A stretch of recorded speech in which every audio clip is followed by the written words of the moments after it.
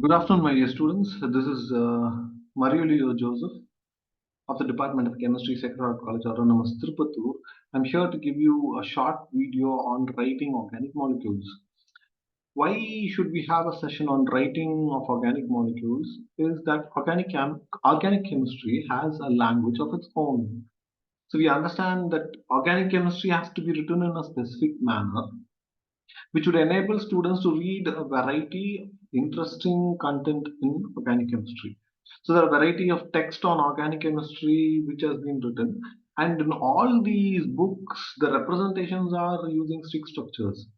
However, at the end of their UG, when students are going to be doing their post graduation, when they're going to join their post graduation, they should understand that going into post graduation, the students have to know the stick structures because when they're approaching competitive exams as well as in the UG as well as in the PG, they need to know the stick structures. So without knowing the stick structures, organic chemistry is going to be difficult. So students start getting phobic just because they don't know how to write stick structures. So my point of this video is to let the students know how they are going to write the stick structures. The contents of this video is from the contents taken, that is I will be only discussing one slide in this video. So it has been taken from Clayton and Greaves. The structures have been taken from Clayton and Greaves for your explanation. So we'll go into the content. Okay. So in this particular slide, we have four representations: the first representation and the second representation, third representation, fourth representation. All the four representations are that of linolenic acid. All the four representations are that of linolenic acid, which is an organic molecule which is present in the cerebral fluid of cats, which makes them go to sleep. So that is one of these. These are one of those organic molecules. Now, the first structure I would say is wrong.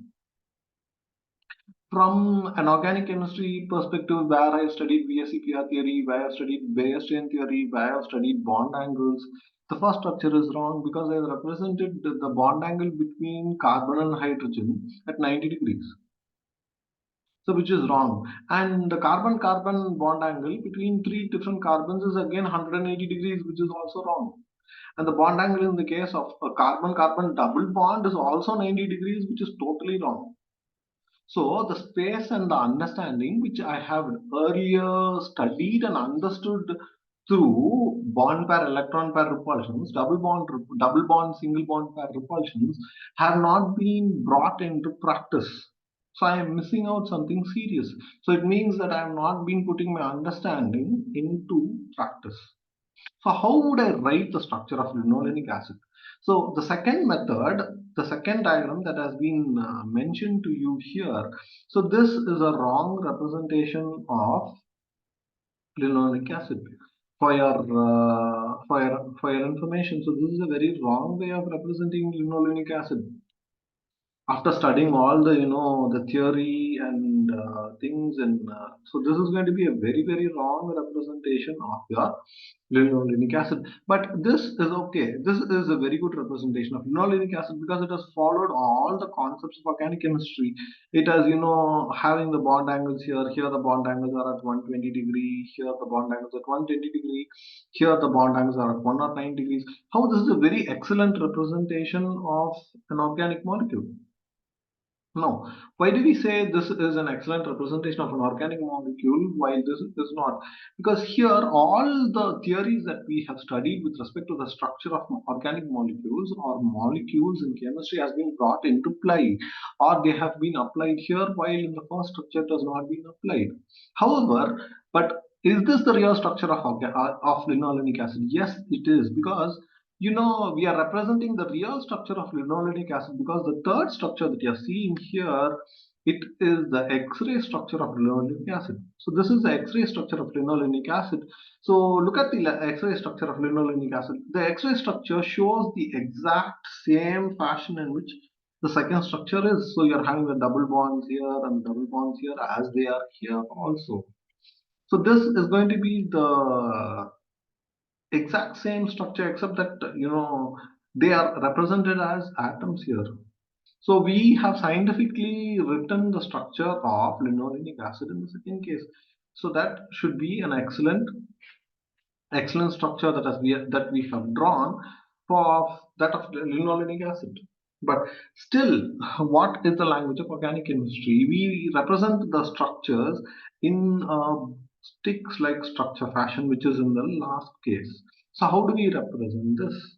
So it is a very simple concept where we erase out all the hydrogens. So what we do is we erase out all the hydrogens, we erase out all the hydrogens and all the carbons. So we get only a skeleton of carbons that will remain. If you're going to erase out all the hydrogens in the molecule, we are going to only get, a simple structure with only the carbon atom. So this is going to be the structure of, the molecule that is going to be remaining.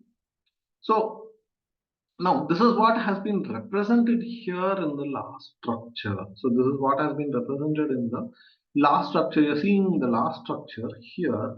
So in the last structure, what we are seeing is we are seeing the erased out portions. However, they have also erased out the carbons. So the carbons are mentioned as what? The carbons are mentioned as kings in the molecule. So we have erased out the hydrogens, we have erased out the carbons. However, only the carbons have been brought into representation. So carbons have been represented as kings in the line. Only there is a simple line which has erased out all the carbons and hydrogens. So the end of the carbon, the end of the line indicates that there is a methyl carbon, and each kink represents that there is a CH2 group here. So there's a CH2 group here, there's a CH2 group here. So if you're having a double bond, it automatically means that both the carbons will miss out one hydrogen each, and they'll be having only one hydrogen in there with them, along with them. Because the other two hydrogens, the valencies are satisfied by the double bond. So So we've erased out all the hydrogens, and at the end you can see that the functional group, we have also taken out the carbon, and only the heteroatoms have been mentioned.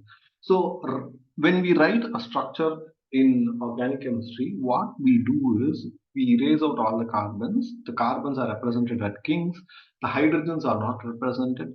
Depending on the number of bonds or the number of lines that join two carbon atoms or join two kings, we understand the valency of carbon and the number of hydrogens on each carbon.